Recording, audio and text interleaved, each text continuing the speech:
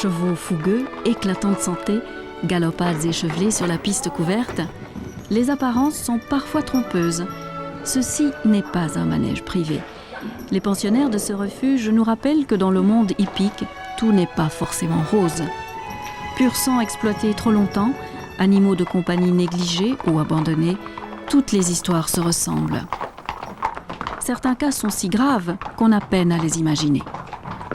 Voilà, nous avons Wagner qui a été saisi pour mauvais traitement en début 1997 avec son compagnon d'infortune, Darius, qui malheureusement n'a pas survécu à son calvaire puisque quelques jours après son arrivée chez nous, il a dû être euthanasié. Ces chevaux n'avaient plus été nourris par leur propriétaire pendant des semaines. Le fait aggravant est qu'ils appartenaient à un moniteur d'équitation diplômé. Il a d'ailleurs été à la suite de cela condamné par la fédération équestre à 50 000 francs d'amende et 3 ans de suspension de licence. Il vient également d'être condamné récemment par le tribunal correctionnel de Bruxelles à 100 000 francs d'amende et 1 an d'interdiction de détenir des chevaux. Les auteurs de ces faits graves ont également dû verser le franc symbolique à l'association Animaux en péril qui s'était constituée partie civile. Celle-ci souhaite que ce jugement exemplaire fasse désormais jurisprudence.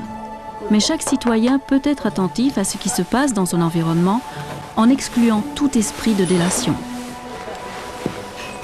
Un particulier peut constater que dans son entourage ou bien simplement au cours d'une promenade qu'un animal est maltraité, tout simplement sur son aspect général mais surtout sur ses conditions de détention. Il faut savoir qu'en ce qui concerne les chevaux, les problèmes surviennent souvent l'hiver, des chevaux qui restent à l'extérieur 24 heures sur 24. Là n'est pas le problème en soi dès l'instant où ces animaux bénéficient d'une grande parcelle de prairie, d'une nourriture d'appoint et d'un abri évidemment convenable. Si tout ça n'est pas présent, alors il est possible que le cheval soit suffisamment négligé et qu'il y ait motif à plainte pour mauvais traitement. 60 box sont disponibles. Ils sont accueillis en priorité les chevaux saisis pour mauvais traitement, ensuite les animaux réformés de centres équestres. Un équipement performant permet une revalidation rapide des équidés.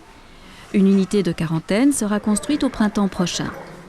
Si le centre d'animaux en péril situé à Mélin-l'Évêque accueille chevaux, moutons et chèvres, l'association dénonce toute négligence ou maltraitance dûment constatée par ses inspecteurs. Eh bien, les gens qui constatent effectivement un cheval qui serait éventuellement maltraité peuvent soit prévenir directement la police ou la gendarmerie, mais s'ils ne préfèrent pas le faire à titre individuel, ils peuvent toujours prévenir une association comme la nôtre qui se chargera d'aller vérifier si effectivement un problème est existant et le cas échéant, notre association ira alors déposer elle-même plainte à la police ou la gendarmerie.